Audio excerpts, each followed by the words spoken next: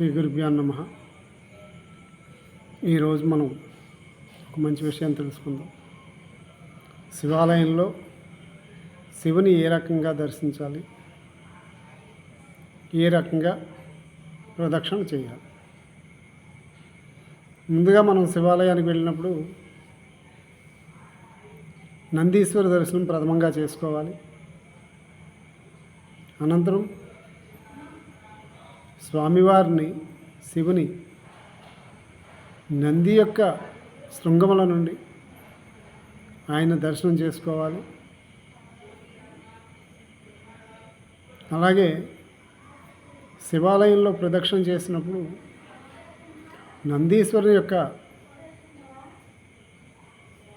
మన చేతి కుడివైపు నుండి స్వామివారి వెనుకగా సోమసూత్రం వరకు వచ్చి అక్కడి నుంచి తిరిగి మరలా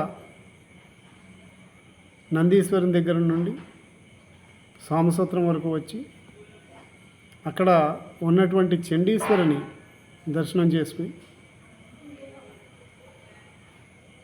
స్వామివారిని ప్రార్థించినట్లయితే ఒక ప్రదక్షిణ పూర్తవుతుంది.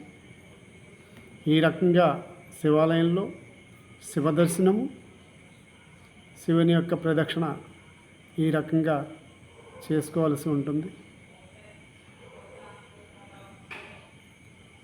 ఈ రకంగా శివప్రదక్షిణ, శివదర్శనం చేసుకుని పునీతులు కావాల్సిందిగా తెలియజేస్తున్నాను.